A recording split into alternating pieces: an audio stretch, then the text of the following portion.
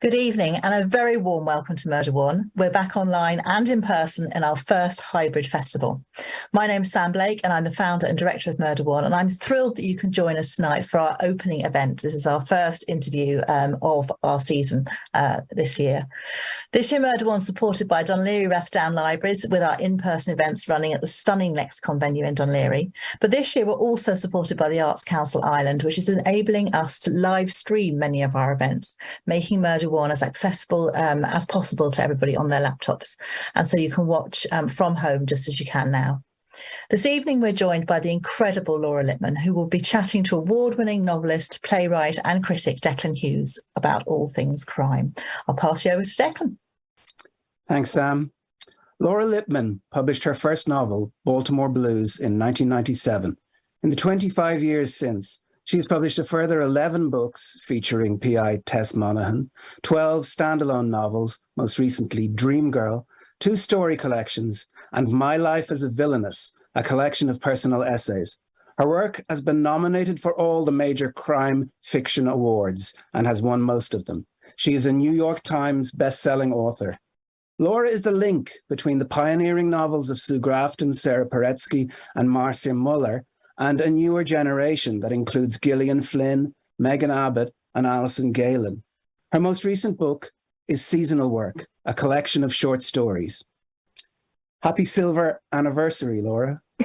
Thanks, I like thinking of it that way. It makes me feel, it doesn't make me feel old, but I love the idea that I'm a connection, especially to the 3 younger women that you named, all of whom I admire and I'm really fond of. So I think they all see you as a huge influence.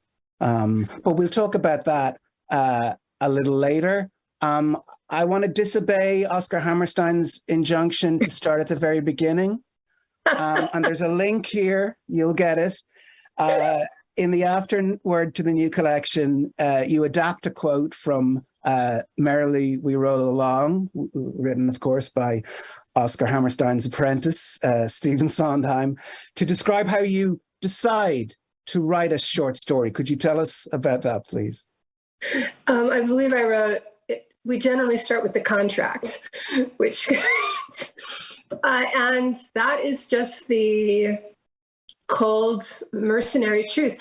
I don't think writers should be ashamed of wanting to write for money. Mm-hmm. And I think, in fact, that it's more important than ever. There's a lot of free stuff being made available.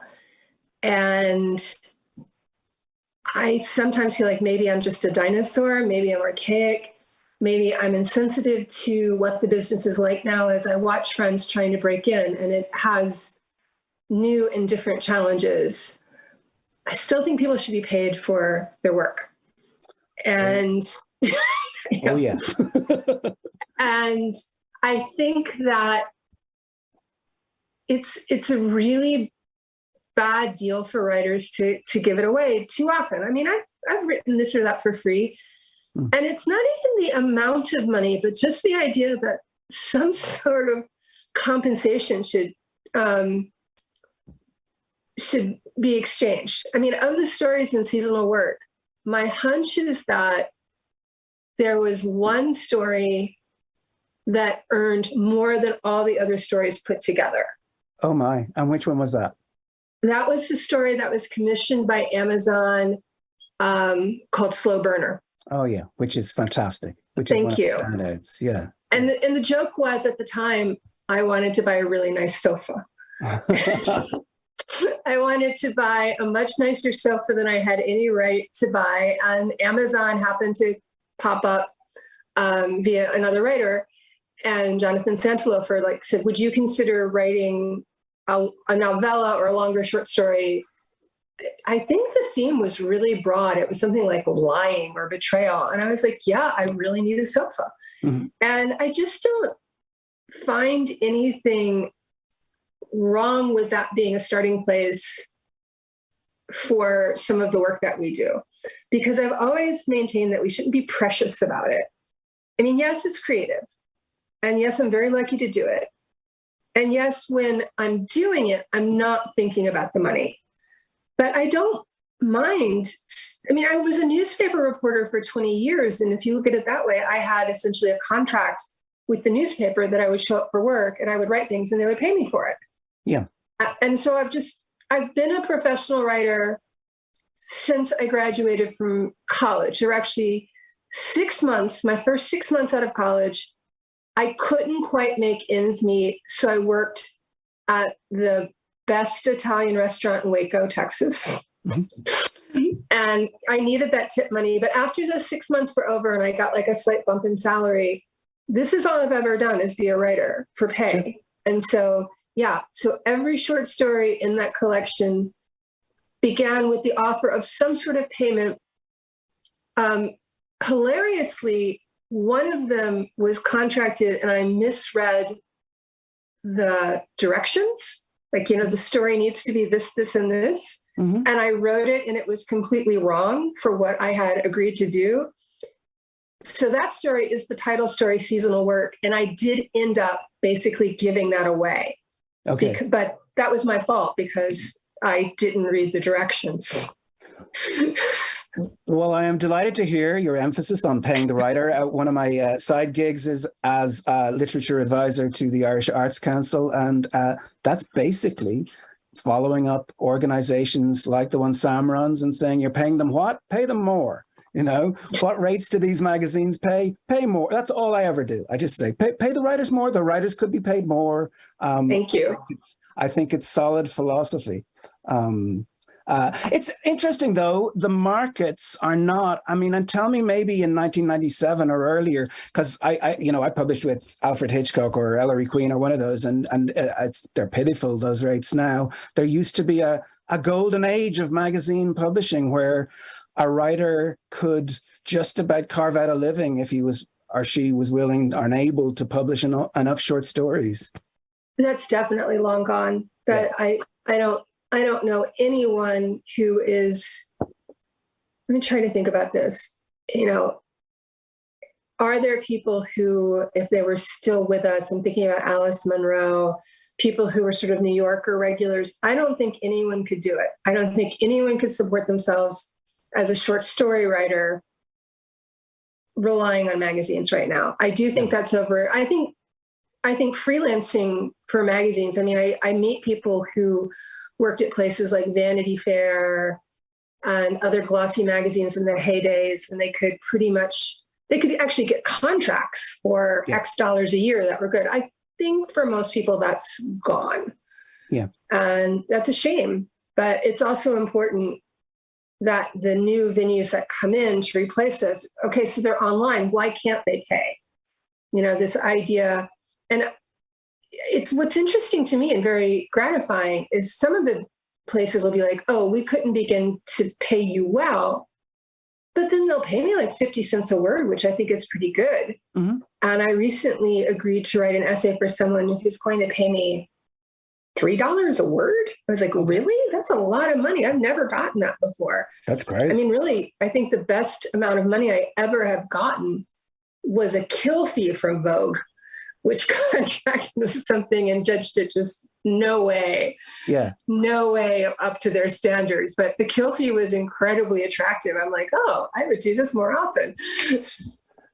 Lest we sound like George Bernard Shaw in Sam Goldwyn's office, and he said, you're confused, Mr. Goldwyn. All you want to talk about is art, and all I want to talk about is money. I should emphasize the quality of these stories is considerable. I mean, Slow Burner, Just One More, the one you wrote specifically for the book, and Seasonal Work, the title story, are all really outstanding. I mean, just to single those out. But I think my favorite is one in which nobody dies, although there might be the death of a youthful heart, the last of Sheila Locke Holmes. Oh. It's such a poignant story, and I was supervising a thesis this year, a student writing from the point of view of a daughter whose parents' marriage was clearly in trouble, except she didn't understand. All she could see were signs that didn't make any sense to her. And I said, you've got to read this. Tell me about that story and where it came from. That story came from someone reaching out to me and saying, can you write a story that has something to do with Sherlock Holmes.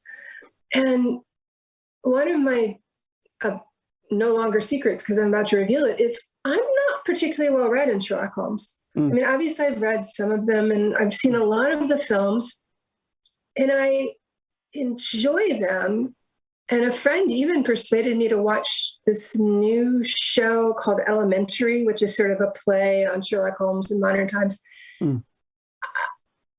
I've never been a big fan of crime series that are about someone who's superior to everyone else. Yeah. It's just not for me. I mean, I don't.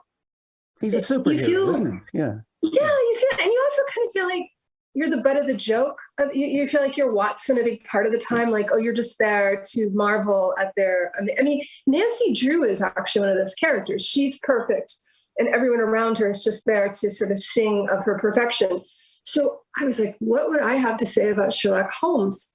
And the fact of the matter is I did in fact have a deerstalker cat when I was a kid, and I don't. And girls my age were very much under the influence of a book called Harriet the Spy, which was hugely popular in the United States. I have no idea. It was about a little girl who lived a very privileged upper middle class life on the Upper East Side of New York in the 60s, who spied on all her neighbors and wrote down everything in a notebook, and then was surprised when people found the notebooks and got mad at the way they'd been written about. Huge influence on me. It's in a lot of women that I know. And I've always been a bit of a spy. I've always been someone who goes through medicine cabinets when I'm babysitting and, pokes around in places. And part of the writer's MO, really, isn't it? Yeah.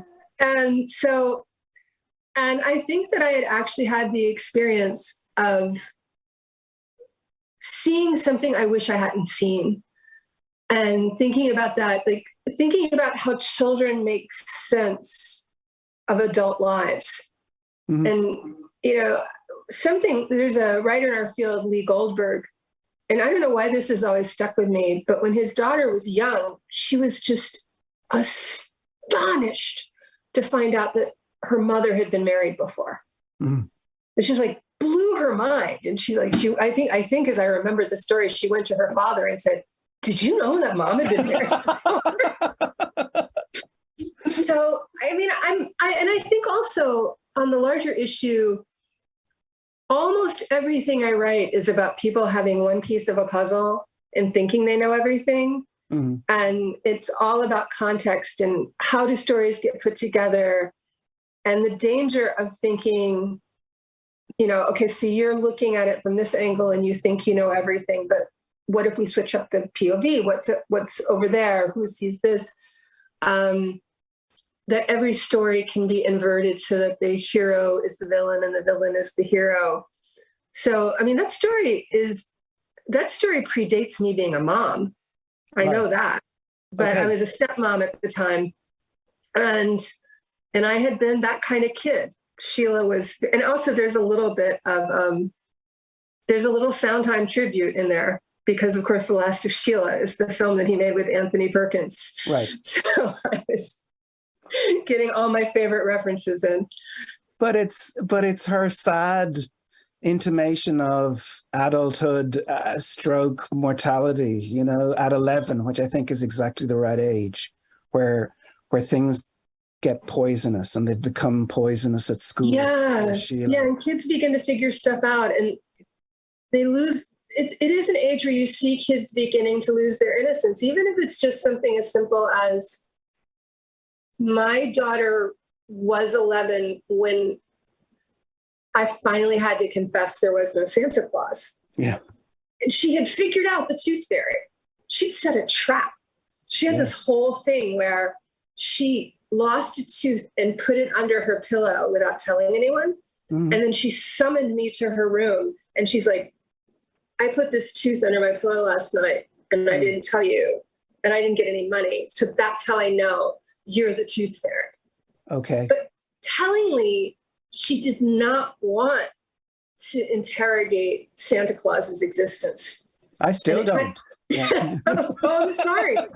Totally true. If you believe he comes, but and it came up in a very funny way. It came up with me telling my daughter a story about her Christmas stocking, And as I was telling the story, I realized if I keep telling the story, I have to tell her that Santa doesn't exist. And she sort of knew. She knew. Yeah. But by the way, we still hang our stockings because Yeah, of they're course. just fun. It's the best part of Christmas. And you never know, you know.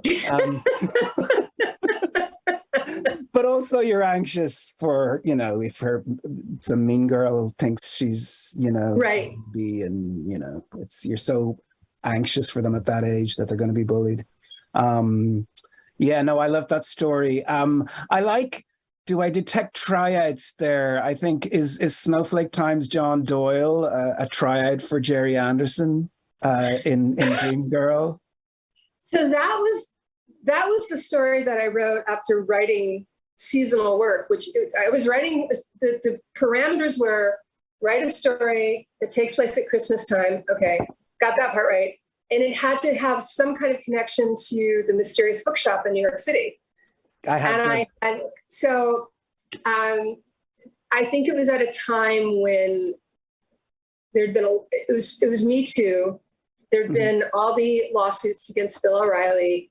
Yeah. But it was also an opportunity to write about cozies, which actually I have a lot of respect for traditional mysteries, so-called cozies. I think they're difficult to write. I think that the best ones are really marvelous and admirable. But, you know, also I can't help but having an attitude about every hack who thinks he can write a mystery series.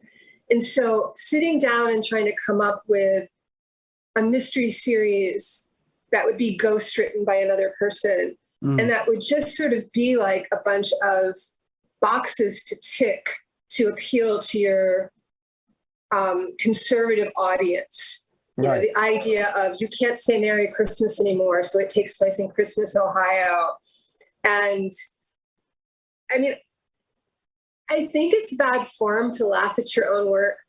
I still laugh at Snowflake Time whenever I read about the story within the story. Yeah. Whenever I come across the name of the woman who runs the local coffee shop, which is Carlotta Mandible, I just laugh. I'm just like, this is ridiculous. And I can't believe it doesn't exist. That was, I mean, I had to write it fast because I'd screwed up. And I had to, you know, that's the case where you sit down and you're like, I don't have any margin for error here. And short stories are super hard.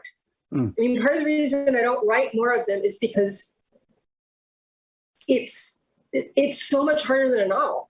Yeah, there's nowhere to hide. It's like you can't have anything wrong. It's like you can't have a wasted line. I mean, I'm sure I do, but you shouldn't. They have to be tight. They can't be forgiven anything. Novels can be forgiven a thing here or there. Of course, yeah. But not a short story. So I had a very little time. So I think I had to actually kind of outline that story. And ultimately, it's a story in which I'm making fun of writers, so therefore I'm making fun of myself. In the last line of that story, that's as much about me as it is about the horrible man in it. But yeah, he actually, I mean, I think he makes Jerry look good. I have a much more complicated relationship with Jerry Anderson because, God help me, Jerry and I agree on a lot of stuff. Oh, I see that. Yeah. I mean, no, he's a broad version of. Let's jump. I want to cut back because I want to look at that. Talk about the accidental housewife as well, which I think is a sort of triad, or at least links to the Lady in the Lake. But Dream Girl, you've called about the horror of what goes on inside a writer's mind. I mean, I agree with Jerry about a lot of stuff, not about his attitudes toward women, not about his behavior, but some of his old man fussiness is definitely like, when people don't know what words mean, sometimes I get frustrated. I don't mind the way language changes to be kinder and more compassionate and more inclusive. That I think is great. And I do think that, you know, Jerry is wrong in his sort of interest in what every non-white person is. Like when someone's non-white, he's like, where are they from? Yeah. It's like, no, Jerry, no, stop that. but there's just some ideas he has about the world at large and literature and people who want to be writers without being readers. Yeah. And I'm thinking about this because Peter Straub died recently, and I just read a lovely piece by his daughter in his honor. And, I absolutely agree with Jerry that Ghost Story is one of the greatest horror novels ever written. Mm-hmm. And it was great fun to play with Jerry's reading taste that are often mine, but not completely mine. And he's horrible, but I can't disavow him. But isn't that true of all the characters we create? How can we disavow them? We made them up. We made them who they are. I know. But it's kind of like the sort of unrestrained id version of what a writer is like. I mean, when I reviewed it and I said he was over fastidious, mean, self-obsessed, completely lacking collegiate fellow feeling. But I love that lacking in collegiate fellow feeling, which I don't think applies to you. But I know writers, and you say, oh, I'm reading this new book by such and such a person. And they say, oh, do you think it's any good? Like, it's inconceivable that it could be any good, or they've already dismissed it in some way or other. And it's like over and over again, he hits that mark hilariously. But he's witty, he's hilariously thin-skinned. But I think the thing I find redemptive about him is he's almost heroically committed to the writing life,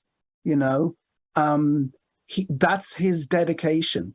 And as a guild member, you've got to say, even if he's an asshole, he's our asshole. And also, he's committed to the idea that there is such a thing as a novel that comes from a writer's imagination, that everything is not a thinly disguised real life story. Yeah. And of course, and Jerry wrote a true work of imagination. He saw a tiny little thing and he turned that into a novel. And no one believes it. No one believes him and I think this is something, now I've admittedly muddied the waters because I often am, and I'm often very upfront when I've been influenced by a real life story. Mm-hmm. And I was recently confronted by someone who had a connection to one of the real life stories that had been a springboard for one of my books. And they said, don't you think, and this is in a public forum, and they said, don't you think you should have gotten in touch with my brother and me before you wrote that book? And he was the son of a woman, Shirley Parker, whose body was found in the fountain at the lake at the local zoo. And that was clearly a jumping off point for Lady in the Lake. Right. And when he stood up and asked me that at an event this summer, I said, this is an incredibly complicated topic. And 5 years ago, I would have said to you, no, I didn't owe you that. And I said, my ideas about this are changing, and they're going to continue to change. And I wish I had talked to you and your brother, but not to seek permission or not to imply that I was writing about your mother, because I'm not writing about your mother. Yeah. I was interested in this one detail about the death of a Black woman that would have gone completely ignored if it were not for the odd place her body was discovered. Mm-hmm. And I said to him, like, the daily newspapers did not write about your mother's disappearance until she was found. Yeah. And he said, no, the Afro-American did. I said, the Afro-American, I believe, was a weekly at the time. The daily white press ignored your mother's death. I was interested in that single fact. And I made up a person, and I made up her life story. And her life story ends very differently from your mother's life story. It's very different. I said, all of that said, I wish I had talked to you ahead of time, just to talk to you, to be kind, to prepare you for what it would be like. Of course, at the time I'm writing it, I don't know that the book is going to be successful. You never know. It was a successful book. And I definitely don't know it's going to become a production filming in my hometown with big stars in it. I don't know any of that. And I think that heightened. And so all of that is to say that one of the things I loved about writing Dream Girl is that no one thought it was autobiographical or factual. people saw clearly that it was a tribute to Misery and some other books that were deeply meaningful to me. And it was just so much fun to be able to say, look, sometimes we just make stuff up. Do you not get that? Everything isn't. And I think that the appetite for podcast has heightened this idea that there are no made up stories, that everything's just a true story and it's a matter of degree. And I left journalism. I don't want to do that. I want to make stuff up. I just have finished a book, it's in proofs now, that has its antecedents in these things that have happened, but none of them, it's like, once again, I'll be telling people like, yes, I know that girls have been pregnant at their prom and ended up delivering babies and those babies have died. None of those stories are this story. These are 3 people I made up. So that's what I like about Jerry. He makes stuff up and he gets it. And he gets it. Yeah. Yeah. And a little All About Eve at the ending. Oh yeah, very much so. I think that. Yeah, All About Eve, and I think even there's some famous horror stories where one person is subsumed by another at the end. Yeah. It's almost like she's contracting the virus of writing. She's initially scornful at the notion you would spend your time on your own making stuff up, and then gradually she's sitting in the meetings and she's adopting the attitudes. It's hilarious, and also it is like Eve and the mirrors and the whole thing dissolves. That brings us. I'm going to leap forward because, of course, you wrote about all of this 12 years ago in a wonderful novel called Life Sentences, which the opening of which I teach because it neatly exemplifies 2 things. One of which is this wonderfully fluent, close third, haughty style that it's Cassandra Fellows, is that her name, the character's name? I think so. I'm really bad at my own characters' names.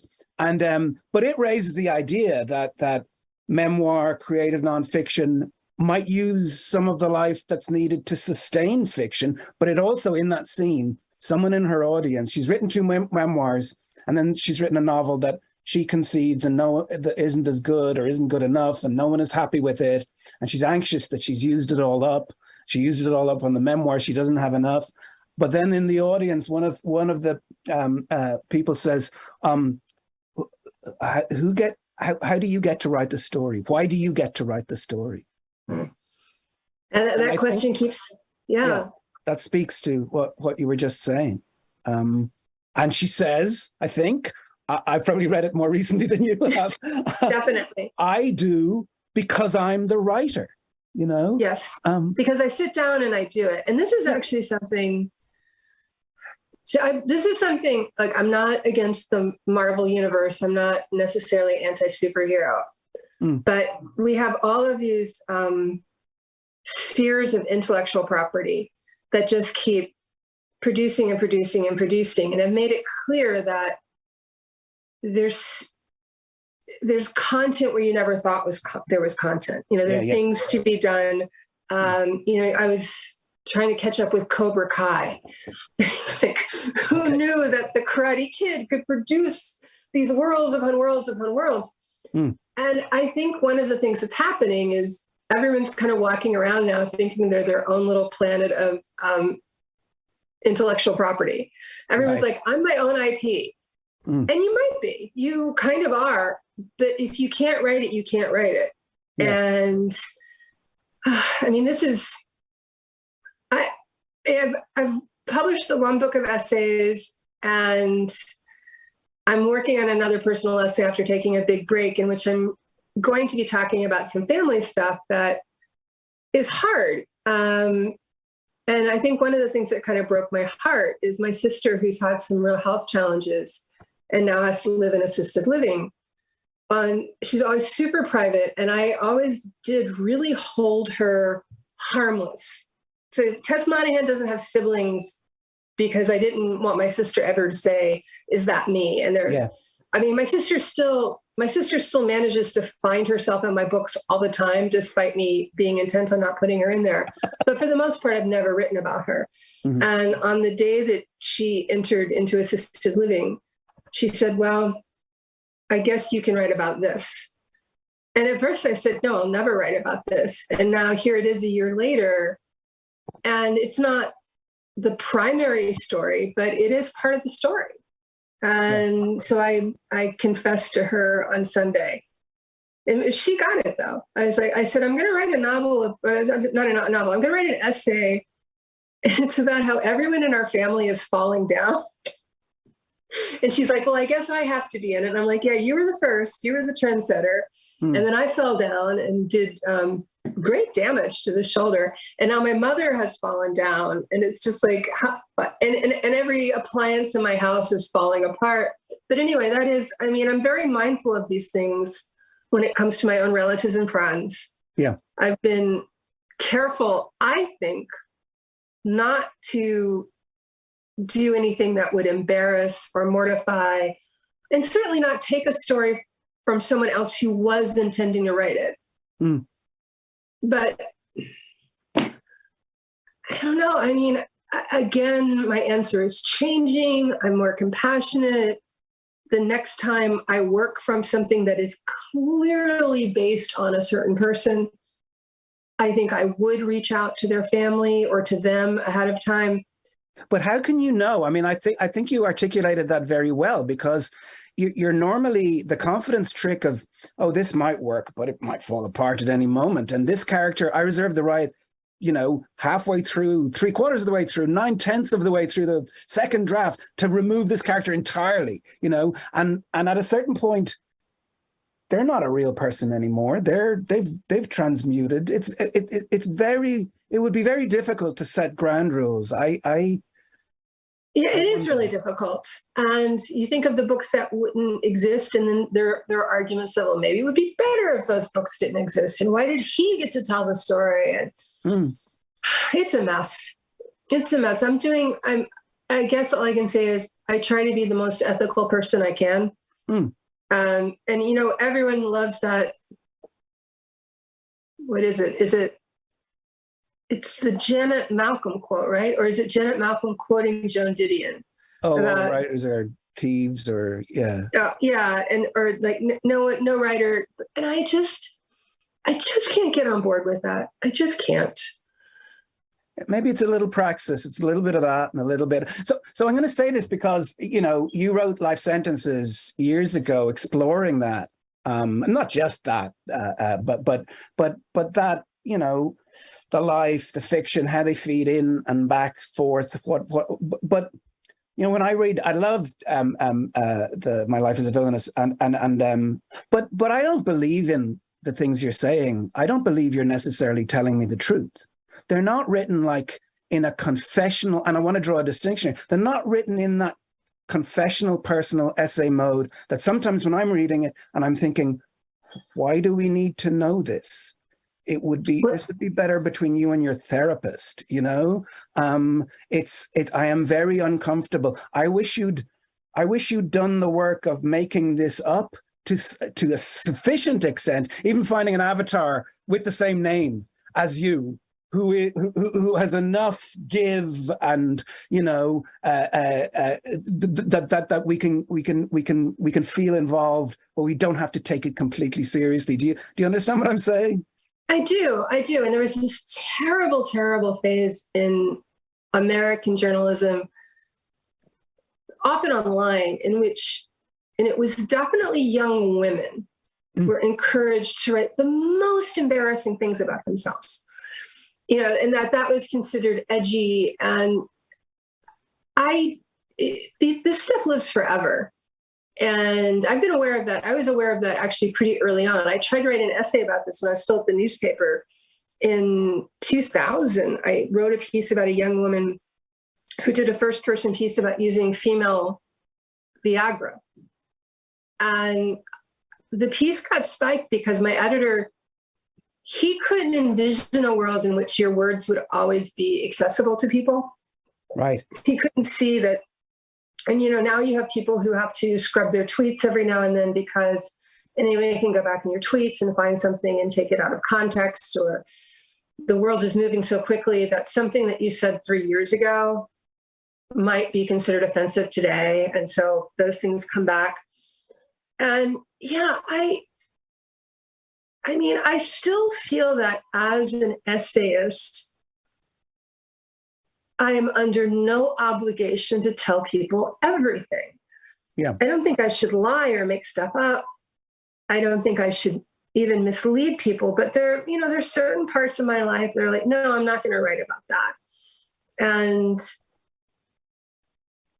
every time I sit down, every time I sit down to write a personal essay, it's like, okay, what am I really writing about?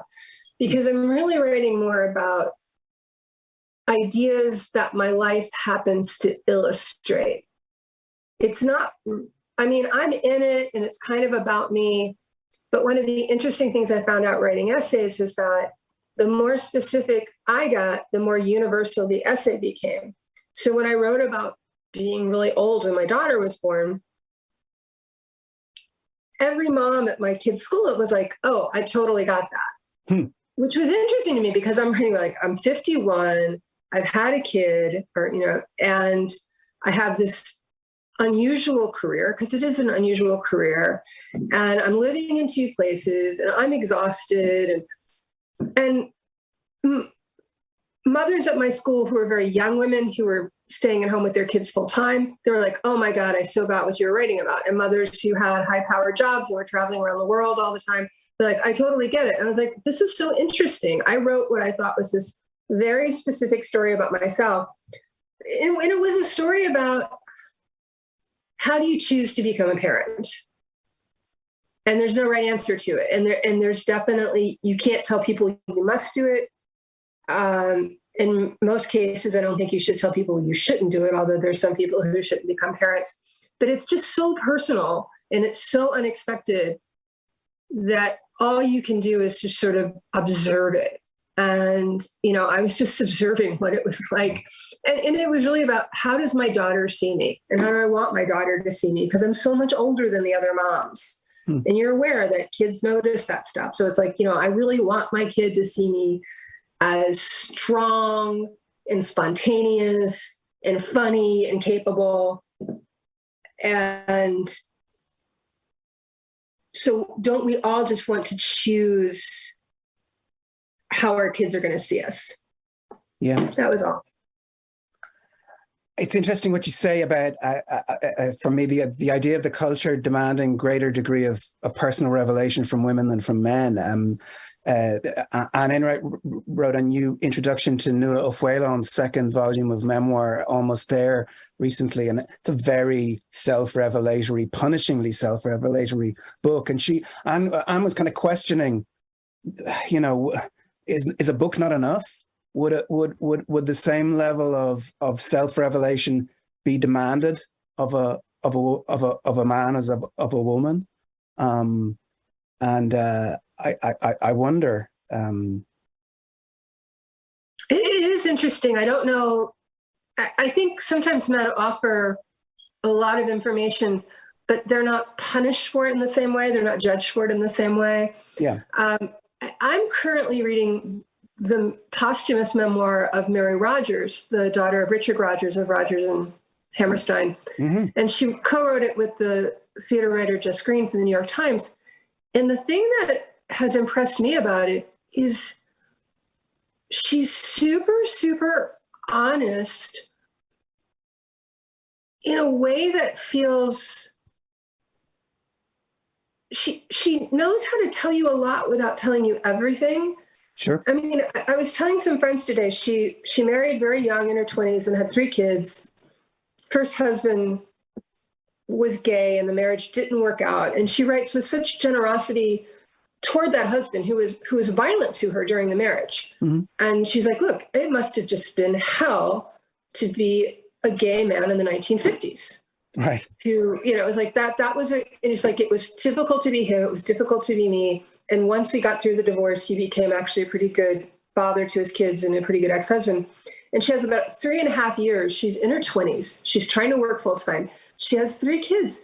And she's just managing to kind of have affair after affair after affair. And she just mentions them kind of breezily.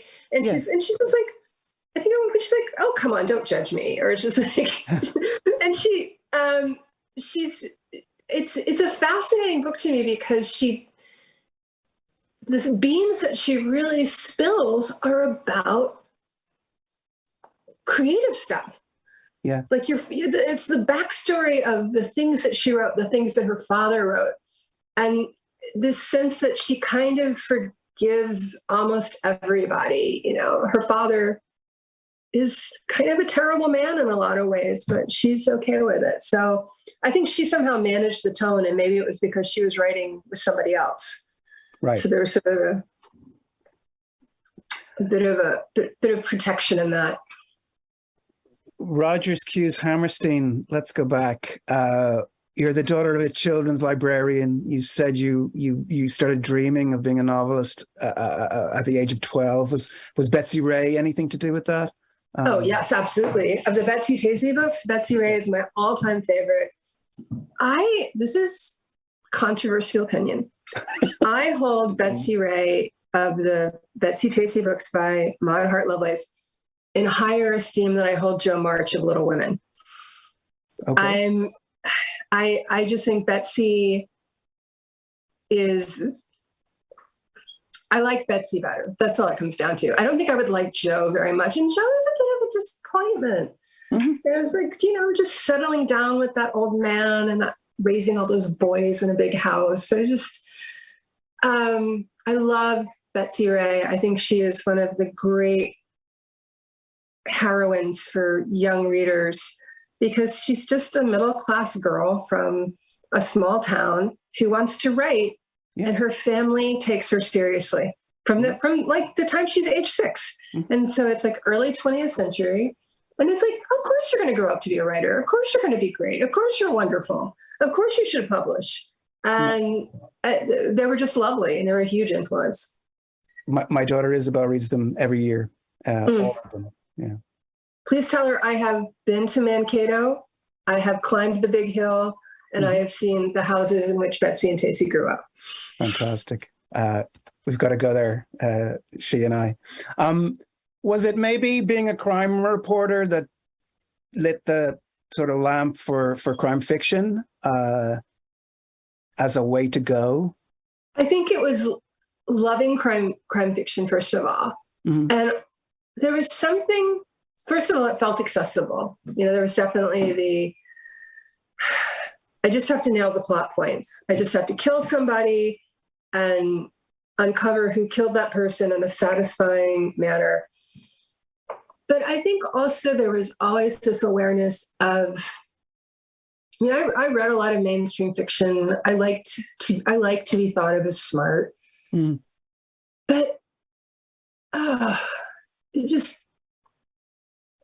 there was a pushback against sort of the snobbery inherent in people who think that reading should be difficult and kind of unpleasant.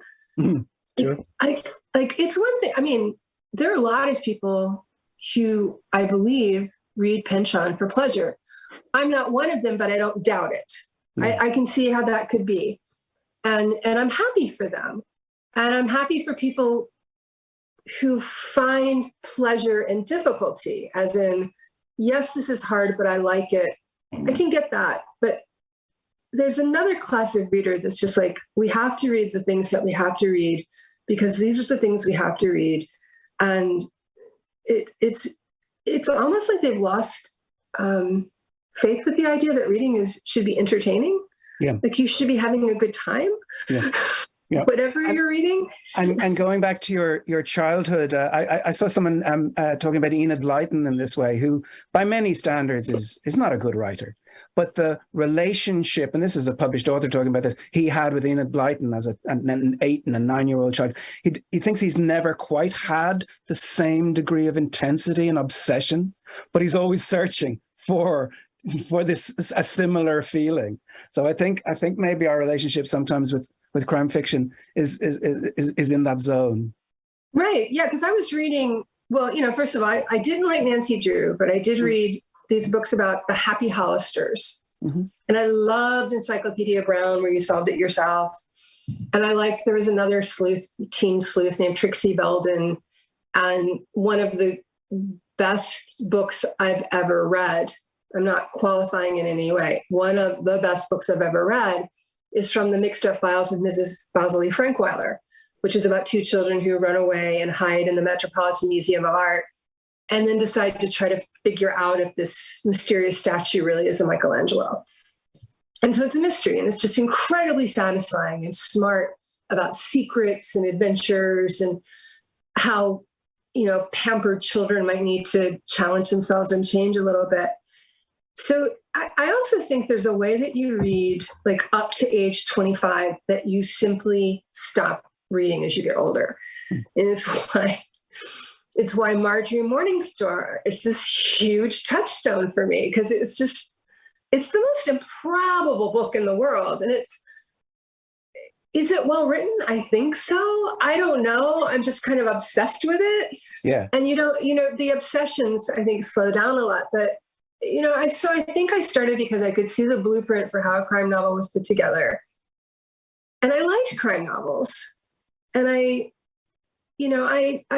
think that I didn't, well, let's be honest. I think that if I had gone to hang out with the snob crowd, I was going to fall short. I just didn't feel that was a group that would accept me. I'm sometimes very surprised, even now, when really, really smart mainstream literary writers seem to like me and my work. That's still kind of a shock. Makes me, remember that, everyone's not a snob. And a lot of people do remember that we're here to read for pleasure.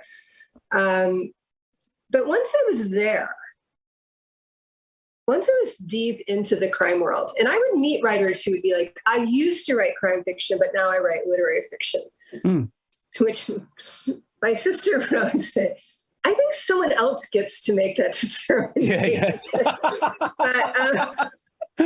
Yeah, indeed. But I mean, I kind of understood it. I always understood the desire to be taken more seriously, to be seen as someone who's smart and good at what you do. But I just figured out pretty quickly that crime fiction held all the opportunities in the world. It was like being in a huge, beautiful store. And if at the end of the day, I couldn't assemble all the materials into making something as gorgeous as I liked, well, that was on me, but it wasn't on crime fiction. Where were the limits? You don't even have to kill somebody. Did you feel part of, I mean, there was a big wave in the late 90s, Michael Connolly, Dennis Lehane, George Pelecanos, Walter Mosley. Did you feel you were part of that? You were, here we come walking down the street. I feel like Michael Connolly was sort of everybody's big brother. He was a little bit ahead of everybody, a little bit ahead of the curve, and Mosley also, but Connolly in particular, he's such a sweetheart, and he's just so modest and unassuming. And like, if you try to talk to him about how he does what he does or how he became so successful, he acts, he's not acting, like he's just an aw shucks kind of person. He's very modest, yeah. But it happened that a group of people began writing crime fiction in the mid to late 90s. And it was sort of being part of a high school class. Like, oh, we all came in together, we're going to graduate together. And it was really varied. It was, Harlan Coben and Dennis Lehane and Pelecanos. I was part of it. And now I'm getting upset because I'm trying to remember more women who were part of that class. On the hard-boiled side, on the cozier side, that was the time when Sujata Massey came along and began doing work that strikes me as even more surprising when you think about someone writing a cozy series set in Japan about a biracial amateur sleuth. And this is, ended up with Sujata now writing these amazing historical mysteries about a lawyer in India in the 1920s. And it's just like, that seems, just amazing to me that these books exist in some ways, or that the seeds for them were in the 90s. But yeah, I think there was a group of us who thought like S.J. Roseanne is one of the women who's very much part of the group. Yeah. It was like, hey, why are we all here? How did we all end up doing this thing at the same time? And I know for some of us, it was because there were several of us who were really enamored with the social novel, and that just wasn't being done in mainstream literary fiction at the time. Yeah. And I know he doesn't, I love Theodore Dreiser. I know he doesn't write the prettiest sentences, but his insight into what people feel and think, his empathy is just so amazing. And it's like, I'll let him write a clunker, because you read a book like Sister Carrie, where he has reasoned but not over the top empathy, even for her seducers. Mm-hmm. It's like, even those, they're bad men, but you understand why. So I love Dreiser, and I love novels about social problems. And the crime novel was such a good vehicle. The other topic I love, and people write about it a lot now, I love writing about money. Mm-hmm. Money is one of the greatest subjects. Everybody's weird about it, myself included. Everyone is weird about money. And, whether you're reading Madame Bovary, where the money matters so much, or Mildred Pierce, where the money matters so much, where it's like literally about accounting fraud. And there are two sets of books. And why is there accounting fraud? Because this middle-class woman who's clawed her way into the upper middle class now has to pretend that she's got a level of wealth she doesn't have in order to pacify her incredibly ungrateful daughter. So I felt like the absence of money stories and the absence of stories about social problems, the crime fiction was just there like, we'll do it. We'll take that on. And I think now you find a lot more mainstream fiction that's interested in those topics. Yeah. It's interesting. You were talking about cozies earlier, the what's so-called traditional mystery. And when I first started publishing in mid 2000s, it was nothing to be on a panel and just refer, derisively to Agatha Christie or to Murder at the Vicarage or to all that country house nonsense, and nobody really would bat an eyelid. And the way in which, and I think it's something to do with the revival of, or the rise of, whatever you want to call it, domestic suspense, suburban noir, which is kind of a subgenre you've been writing since, your first standalone, certainly, and arguably in some of the test books as well. You were covering that waterfront, which of course goes back to Highsmith and goes back to Margaret Miller and goes back to a lot of other writers not so well known. But one of the interesting phenomenon that occurred in that is that publishers seeing, Gone Girl was selling like hotcakes and The Girl on the Train seemed to push the authors of quote unquote women's fiction to say, why don't you go in there? What you need is a big dose of either sex or money, or preferably both as motives. Drop a body. Yeah. And see how you get on. And that's been very fruitful, I think, it's been a good match for maybe writers who had maybe written 5 or 6 books and had kind of run out of road or weren't sure where to go next. So I'd appreciate your thoughts on that. Well, yeah, yes, I do remember when people were very nasty about Agatha Christie. And, there are some issues of, snobbery within her work, some, problematic parts. But come on, she's a phenomenon. I think the number 3 best-selling writer of all time behind, or it's like the Bible in Christie, or the Bible, and I can't remember, in Agatha Christie, and it's just like nothing comes close. Lord of the Rings, yeah, I don't. Maybe that's it. It's just, her success. Well, it begins with that Raymond Chandler essay, The Simple Art of Murder. It is my contention, I'm sure there's some examples I haven't found yet, but every essay I've ever read about this is what a novel should be, every single one of those essays I've ever read has been written by a man who is telling you that the kind of novel he writes is the perfect novel. Of course. Yeah. It's Tom Wolfe. Jonathan Franzen did it. Yeah. Chandler did it. And there's one other person who wrote, I'm sure there are other essays, but people are like, a novel should be this. They're writing an advertisement for the kind of novel they are writing or wish to write. So I like Raymond Chandler. He must have been a very insecure person, because as brilliant as he was so vicious to other writers. Yeah. So he's vicious to Christie. He's vicious to Sayers. I don't remember. He's definitely vicious to James Cain behind his back. I think he's vicious to Dashiell Hammett. I mean, at the end of the day, Raymond Chandler is one of our great writers who wrote maybe 8 books. Had a slight productivity problem, and I know he died probably young. But so, yeah, that was a bit. It's hard not to look at the criticism of Agatha Christie and not see sexism. Yeah. What's that about? I mean, because we're forgiving problematic stuff in other people's work, but it's like, and I also think that, why are we deriding a traditional mystery? The murder of someone within intimate circles is a great story. Mm-hmm. I mean, heck, there's just been a movie released in the States called Bodies, Bodies, Bodies, which is an attempt to take a more modern perspective on that. And I'm dying to see it, because and what was interesting to me is that traditional mysteries became really, really popular during the pandemic. Yeah. And it was easy. There's a lot of low hanging fruit. There's a lot of but by the way, there's a lot of low hanging fruit in hard boiled novels.